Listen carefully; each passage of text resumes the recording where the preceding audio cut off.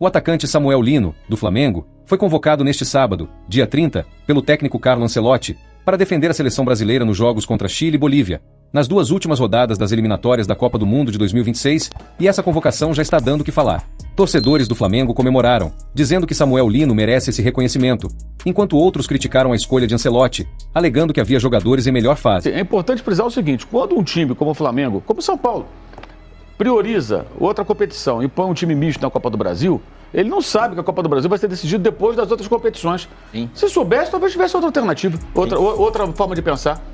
Não, o Flamengo certamente. Ou seja, é bizarro. Não, você poderia pensar, não, peraí, se eu chegar até aqui, depois só vou resolver isso depois do Brasileiro, depois da Libertadores, da Sul-Americana. Vamos fazer uma forcinha. Então vamos fazer uma força aqui, porque depois a gente pode ganhar esse negócio também, lá perto do Natal, né? Mas não, mudaram no meio do caminho. Eu acho que é importante frisar que, independentemente do dinheiro, teve um técnico uma vez que falou que com um time de 200 milhões ele faria o Rapa, né? Sim. Ele ia passar o rodo, ganhar todo mundo, ganhou nada. Certo treinador muito badalado, o subestimado, dizem inclusive. O Felipe Luiz é um técnico que não comanda o time profissional há menos de um ano. Teve seus erros, a derrota para o Central Córdoba teve culpa dele também, a derrota para o Santos foi uma vergonha aquela atuação. O Flamengo já fez teve algumas flamengadas esse ano. A primeira fase da Libertadores foi tétrica, uma classificação dramática num grupo fácil até, mas o trabalho dele, quando você vê atuações como contra o Chelsea no Mundial, e o jogo como o de ontem, contra o Internacional, tem que ser também destacado, né? Um cara que está há pouco tempo na função, porque o time joga, né, cara? O time joga, ele está conseguindo fazer o time pressionar, de fato, recuperar a bola. Você vê a mudança de comportamento do Pedro. Não é só o Pedro põe os gols que faz, ele participa jamais do jogo. Já mudou toda aquela confusão, o esporro em público e tal. Aquilo, de certa forma, parece que foi equacionado, né? E o cara, a gente sempre fala, o Pedro, se ele participar mais do jogo sem bola, vai ser um atacante melhor, isso é óbvio, né? Então, acho que tem esse ponto importante, né? E o Samuel Lino ontem foi, assim, bem impressionante. Desde o primeiro jogo ele começou bem, ele é o contrário dos pontas que geralmente chegam e cruzam aleatoriamente, jogam na área. Ele sempre observa e busca um passe, seja um cruzamento, seja uma bola rasteira, ele sempre busca um passe. Ele é muito lúcido quando chega naquela zona do campo. É um atacante de um nível acima. Não dá para comparar, por exemplo, ele com o que produziu o Cebolinha todo o tempo que está no Flamengo. Também veio da Europa, mas você pega o Cebolinha e pega o Samuel, é totalmente diferente. Cebolinha teve momentos, né? E nunca justificou o investimento elevado que foi feito nele. Esse rapaz, em pouco tempo, você vê que ele produz muita coisa, gera muito jogo. Agora, não esperem dele, né? Tem que falar isso, que tem cada idiota em rede social, que ele faça uma porrada de gols, que ele não é um número 9, né, meu amigo? Ele é um 11. Sobre isso que você falou sobre o Pedro, ele fez um hat-trick, tem reportou 6, na verdade, né?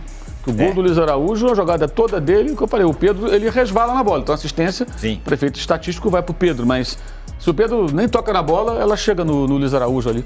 Acho que um ponto... Vamos ouvir só antes o Felipe Luiz falando do Samuel Lino e também do Pedro, e aí eu boto vocês para falarem.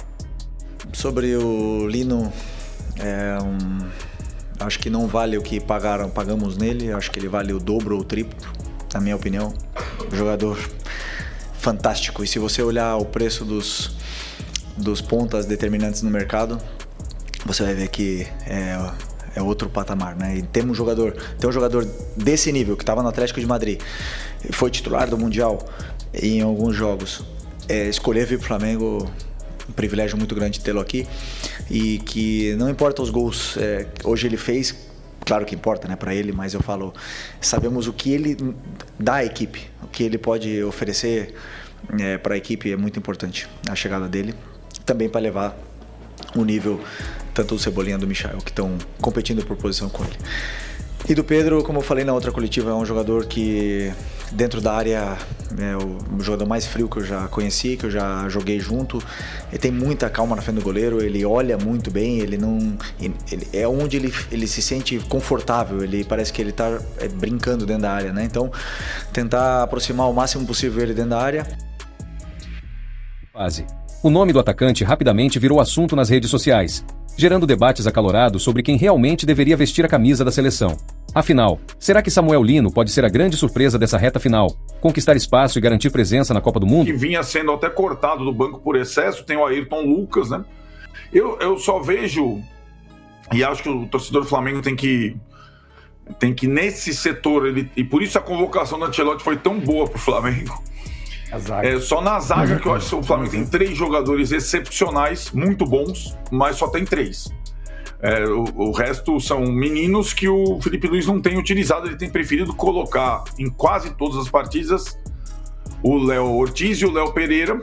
O Danilo tem um ou outro problema de lesão recorrente, mas nos outros setores tem sobra, praticamente sobra em quase todos os outros setores do elenco. Não tem chance, Mauro, de o Flamengo contratar um zagueiro para essa janela ainda? Porque eu acho que é uma posição que deveria ir atrás, não? O que eles dizem é que só vão contratar se surgir alguma oportunidade, ou seja, alguma situação de jogador, imagina assim, livre, final de contrato, como foi o próprio Alexandro no ano passado, né? Sim. Houve a contusão do Vinha, também o Ayrton Lucas se machucou, e o Alexandro não estava mais sendo utilizado lá na Juventus, aí antecipou a rescisão de contrato, que não renovaria, ele veio para o Flamengo.